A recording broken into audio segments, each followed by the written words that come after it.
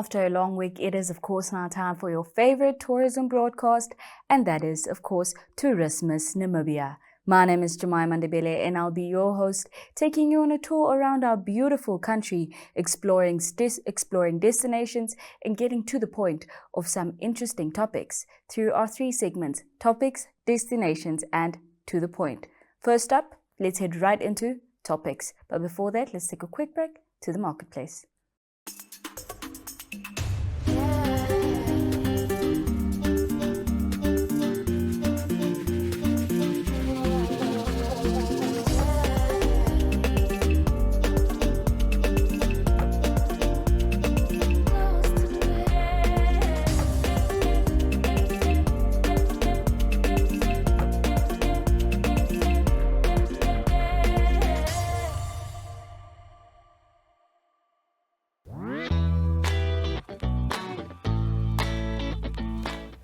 First up in topics, we will be taking a look and discussing the facelifting of park entrance gates.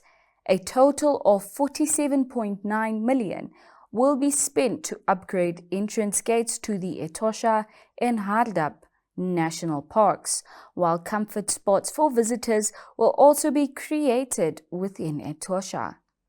Spokesperson of the Tourism Ministry, Romeo Muyunda, said that they are currently busy with the renovation of 3 entrance gates to Etosha. The current entrance gates of Anderson, Von Lindekist, and King Nehalele Mbingana will receive a total facelift.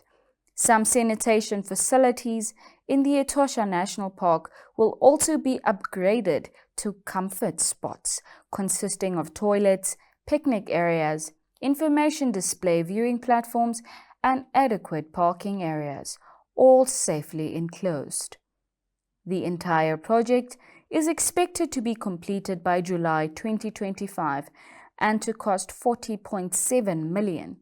Similarly, the ministry will also upgrade facilities and infrastructure in the Hardap National Park to cost of 7.2 million.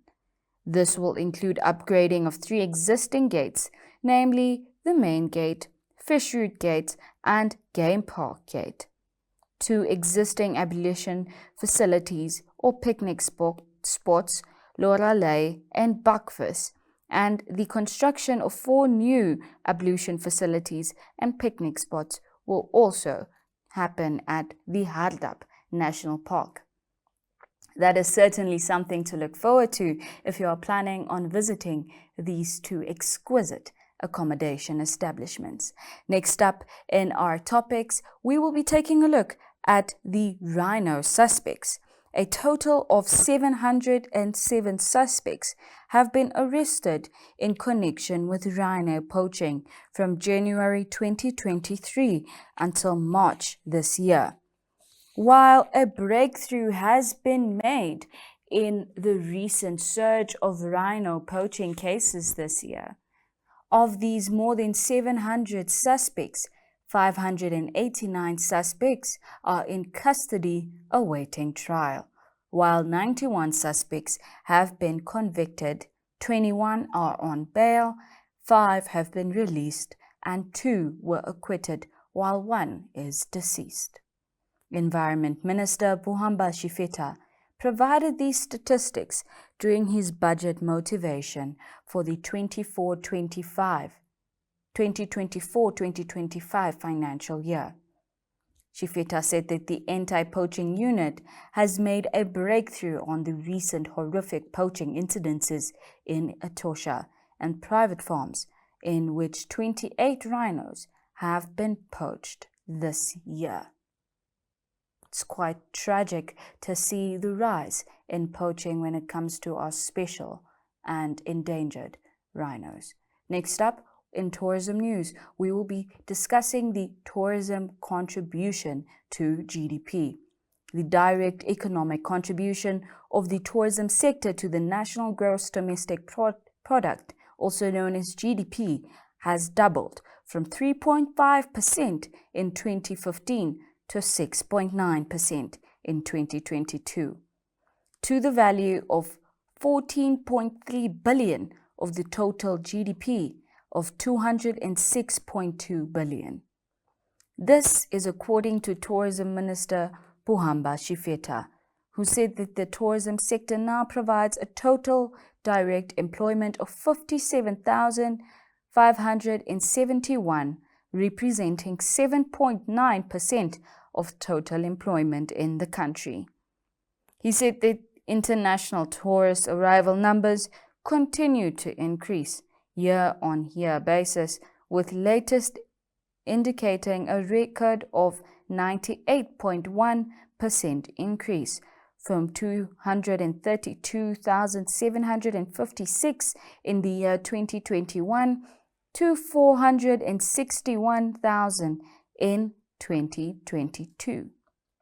In terms of involving and empowering communities through tourism, Pohamba Shifeta said that the ministry created approximately 150 jobs through the awarding of tourism and hunting concession contracts in the 2023-2024 financial year. That is certainly some good news in regards to the number of employment that has increased in the tourism sector. Now we will be heading into our destinations segment, where we take you around our country and show you incredible spots that you can be sure to visit. Do stay tuned.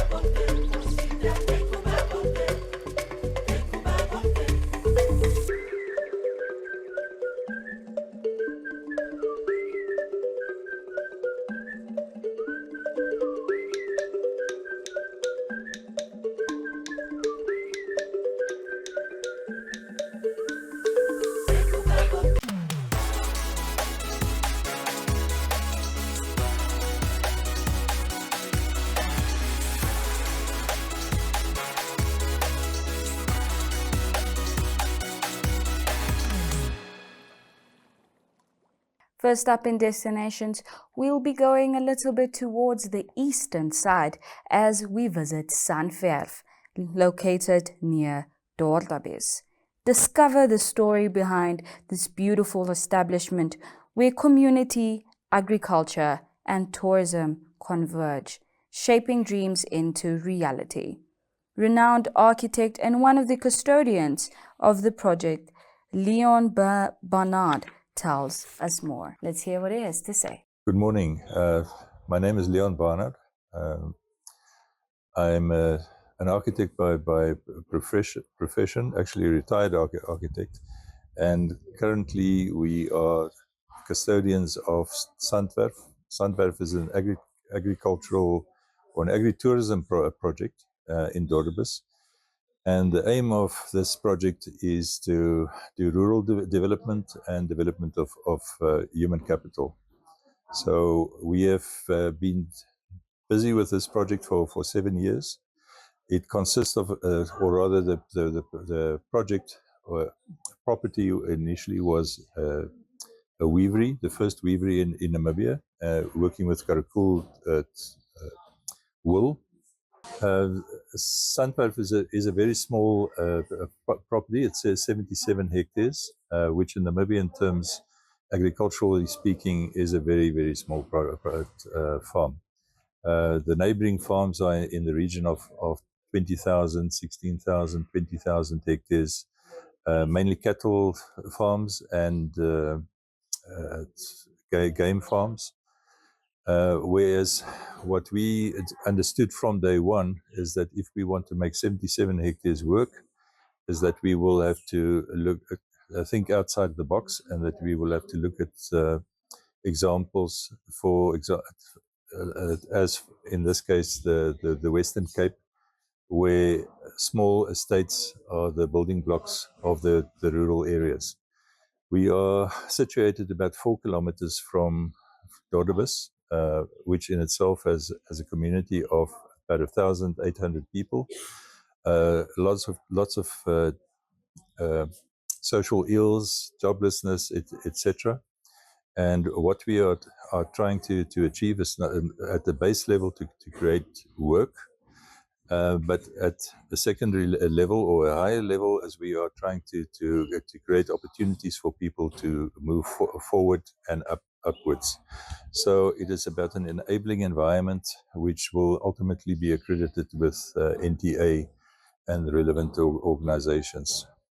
We are mostly, as I said, this is not a conventional lodge that we have established here. It's more of a community, and this community has a varied facets, actually more in a village sense than in a lodge sense. So there are currently about 60, 70 people employed, part of this community. They are also the structure of the company that runs this community. So we've got the weavery, and that in a circular economy, we are also keeping alpacas, which is a fairly new notion or invention for Namibia, using alpacas for the wool that works back into the weavery. We have got horse training programs, liberty training, and natural horsemanship. The clients in this case are mostly international foreign clients, and the intention is basically to get foreign capital to create jobs locally. We have got a restaurant. We are in the process of establishing a retreat program. We will host the odd wedding. So it is fairly varied. We also have a production kitchen, which to also ensure food security, and that works hand in hand with the gardens that we've got. There's about 2 hectares of gardens where vegetables are produced. Meat and the like we source from the neighboring farms. So ultimately, it is about creating a sustainability and opportunity for the community and for the people who are living at Sandwerf. Everything at Sandwerf has been built by the community. The only things that were brought from the inside, or rather from the outside, are doors and windows. For the rest of it, even furniture is manufactured on the farm. So if one has to make a comparison with what is happening on the conventional farms, for instance, on a 20,000 hectare farm, the job creation will be 1 job per 1,000 hectares. What we are talking about at Sandwerf, and which is very much in line with what is happening in the Western Cape, is we are creating 1 job per hectare. And in terms of Namibian statistics of people who are reliant on that 1 job for sustenance, it's 1 to 7.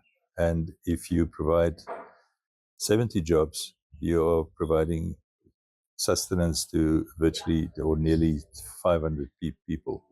So as a model, I believe that this is the way that we should be looking at rural development in Namibia, and especially in proximity to the bigger centre. So, for instance, between where we are and Windhoek and Windhoek surrounds, I believe that there's place for 10, 12 of these type of establishments, not only bringing security to those communities, but giving open vision. Thank you. Certainly is an incredible establishment, be it for weddings or just a stay away from home. Be sure to visit Sandwerf.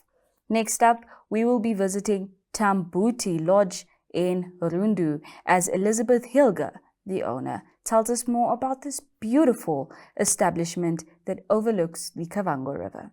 My name is Elizabeth Hilger, and I'm the owner for Tambuti Lodge. Tambuti Lodge is located in Kavango region. Kavango region, this is the northeastern part of Namibia. We have 8 rooms. We have also a swimming pool. We have the Bra area and the conference for people who wants to explore the river on themselves. We have the kayaks. Otherwise, there's also a boat cruise that you can take for your sunset. So come and visit us in Kavango region. This is a place where a lot of diverse culture is. If you want to taste African food, we offer it also here at Tambuti Lodge. And yeah, there's quite a lot to see. I see you're very close to the Rundu beach. So do you offer any activities there? Yes. The Rundu beach, for the boat cruise, people want to take the boat cruise. Oh, that is okay. perfect. For the sunset, to watch how the sun is going down is very perfect. We have also a hippo there, people who want to see the wild animals in the river, and the crocodiles, and the different birds, the type of birds in Kavango region that you find. There are some specific birds that you find here you don't find in other regions. So come and visit us. Do stay tuned for To The Point. Welcome to Namibia, where adventure meets tranquility. With Enjoy, you have access to a wide range of accommodations to suit every traveler's taste and budget. Experience the finest dining and hospitality Namibia has to offer. Booking your dream accommodation is just a few clicks away with Enjoy. Join thousands of happy travelers who have trusted Enjoy for their Namibian getaway. Your gateway to unforgettable Namibian adventures.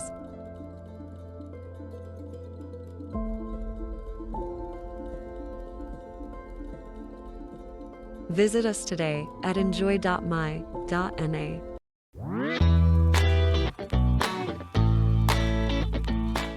In this segment of To The Point, we will be hearing from Dan Kamati, the spokesperson of the Namibia Airports Company, who spoke about the AvDev Summit that Namibia will host later this year, saying it is an excellent opportunity for the country to sell itself as a tourism destination.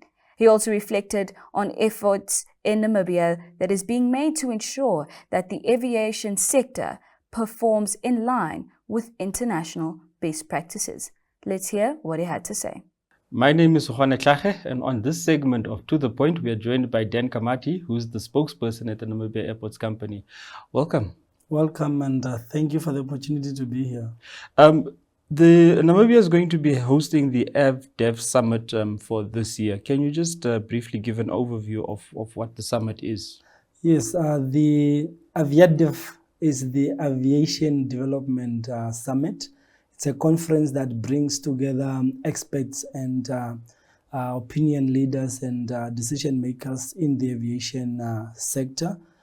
We are organizing this, Namibia Airports Company, we are organizing and hosting this from the 19th to the 21st of June at the Movenpick Hotel, formerly Safari Hotel in Windhoek.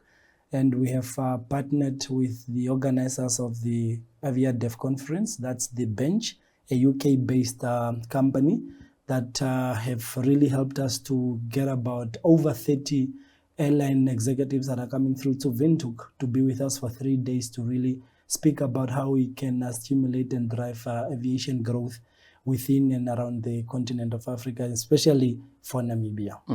How significant is it for Namibia to be hosting the AvDev Summit?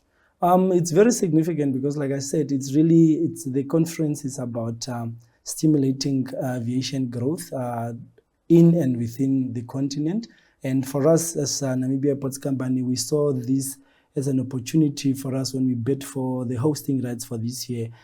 We saw it fit for us to really bring people to Namibia so that we can sell Namibia to the airlines executives, for them to have an idea of what Namibia is all about, so that when they go back and do planning of routes and so on, they can really consider having more routes or new routes to Namibia.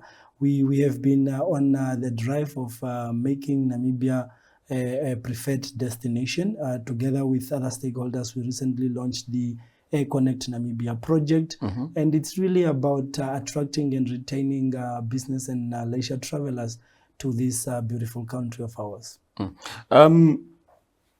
moving on now, the ICAO recently conducted its audit of Namibia's aviation of Namibia's aviation space, and just want to know, you as the Namibia Airports company, what is your reaction to the ICAO audit that has been concluded? We are very pleased. We are very delighted. We sort of really over the moon about this, because we remember in 2016 the space the safety audit, the outcome was not so good. It's about 53% in 2016, and the country failed that audit, and Hosea Kutako International Airport was downgraded. This time around, they have so much concerted effort from the shareholder, the government, and all the stakeholders involved in aviation, in the aviation industry in Namibia. And this time around, we scored about 70, if I will just look here, 72%, which is really good. I mean, it's a major improvement from 2016. And with that result as well, it means that our flagship airport, Hosea Kutako, is now fully licensed again. And we're really looking forward to really harnessing our efforts together with other stakeholders to ensure that we remain on top and we increase this score in the next audit that will come later in the years. So as a Namibia Airports company, we're really appreciative of all the support that we got from the government, and also from the Namibia Civil Aviation Authority and all the stakeholders in the aviation sector, to ensure that we, in as much as we are saying AvDev is coming to Windhoek 19 to 21 June, in as much as we're having the Air Connect Namibia project and all the other air service development initiatives and strategies that we have as a country, it's very important to ensure that safety and security remains key. And this score is really motivating and encouraging for all. And also it instills trust from the travelers that are embarking on routes to Namibia. And then lastly, before I let you go, we know that following COVID, there were a lot of infrastructure projects that the airports company pursued, particularly also had to do with the upgrading of infrastructure at the Hosea Kutako International Airport. What other infrastructure projects is being pursued, or do you intend to pursue going forward? We remain very steadfast in our quest to develop and manage airports in the best interest of the Namibian people, as per our mandate as Namibia Airports Company. And having said that, we are also working very hard to make sure that the other airports that are on the peripheries, the Luderitz Airport, Katima Mulilo, Rundu, and Ondangwa as well. We have done a lot. Of course, we know that in 2015, 2016, Ndimba Tevo Airport in Ondangwa and Valush Bay International Airport, they got brand new world-class terminal buildings. And we are also looking at having terminal buildings at Luderitz, Katima and Rundu airports to really keep in line with our mandate of developing and maintaining airports for Namibia's prosperity.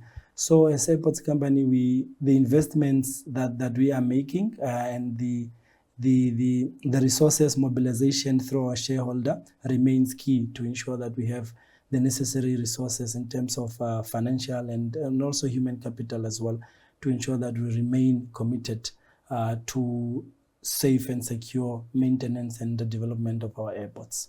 Thank you very much for joining us. Thank you very much, and good day. And that concludes this segment of To The Point. Until next time.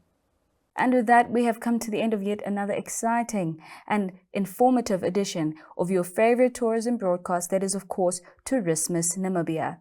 Be sure to join me, Jemima Ndebele, again next week, same time, same place. But until then, be sure to stay adventurous.